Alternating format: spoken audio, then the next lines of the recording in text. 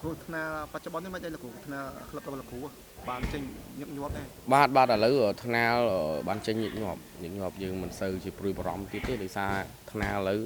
សម្បូរអញ្ចឹងថ្នាលគេដាក់ឲ្យរហូតបាទ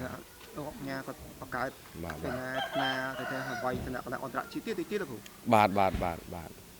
លោកញ៉ាសេចក្ដីថនបាទនឹងឮដំណឹងអញ្ចឹងដែរបាទហ្នឹងហើយលោកគ្រូបើងាកមកមើលថ្នាលចំនួនទឹកតាមចិត្តលោកគ្រូដើម្បីបណ្ដុះគាត់ឲ្យបានល្អខ្លាយជាកីឡាករល្អថ្ងៃក្រោយទៅគួរតែបន្ស៊ាំគាត់3ទឹកឬក៏5ទឹកខ្ញុំគិតថា5ទឹកទៅល្អឲ្យគាត់អាចថាប្រហែលបន្តិចដែរមួយទឹកយើងក្មេងយើងជួនកាលទៅវាយើងគិតចេះថាក្មេងពេលខ្លះទៅស៊ូតគាត់មិនសូវជាល្អដូចយើងធំបានទេដោយសារក្មេងគាត់ពេលខ្លះគាត់អត់ចេះធ្វើដង្ហើមទេពេលដែលប្រកួតអញ្ចឹងពេលដែលយើងឲ្យគាត់ប្រកួត3នាទីអាចប៉ះពាល់ដែរពេលខ្លះអញ្ចឹងបើថា2នាទីគឺល្អបំផុតបាទ2នាទីសម្រាប់2នាទីវាយ5ទឹកអូខេបាទតែលោកអាចកំណត់ទេថាបបពិសោធន៍0ដងរហូតដល់10ដងឬ20ដងអញ្ចឹងអាចថាមួយទឹក3នាទីមួយទឹក5នាទីថាកម្រិតណាដែលអាចថាឲ្យគាត់ឡើងទៅដល់មួយទឹក3នាទីដូចកម្រិតមួយទឹក3នាទីគូណាចាប់2គីឡូ40ឡើងបាទ40ឡើងឬក៏45ឡើងมันអាចឲ្យក្រមវាក្មេងពេលខ្លះទៅវាខុសពីទោះបីគាត់ហាត់ខ្លាំងពេលខ្លះគាត់ឡើងទៅវាយគាត់អត់ចេះដកដង្ហើមទេគឺខំធ្មេញទប់ជាប់វាយយកមកបាទចាំមានគាត់ចេះយកសើដកហើមដកសើដកអីទេគាត់ចេះរបៀបវៃឆ្លាតនឹងរបៀបថាពេលខ្លះកីឡាករយើងត្រូវប្រើកលល្បិចអីដែរណាពេលខ្លះយើងវាយពុបងាកពុបយើងដកដង្ហើមងាកពុបយើងដកដង្ហើមមានកម្លាំងចូលទៅវាយទៀតបាទអញ្ចឹងក្មេងអត់ចេះអញ្ចឹងទេភាគច្រើនគាត់វាយហើយដឹងពីវាយហើយបាទដឹងឲ្យវាយហើយអស់អញ្ចឹងទៅធ្វើហេតុថយក្រោយអញ្ចឹងទៅហ្នឹងក្មេងអញ្ចឹងបើសិនយើងពេលខ្លះគាត់អស់គាត់អីអញ្ចឹងទៅបើសិនយើងបដោយវាយ3ទឹកវាអាចប៉ះពាល់ដល់ក្មេងបាទលោកគ្រូបើងាកមើលគីងកងកូនសិនលោកគ្រូគាត់កម្រងដោះមក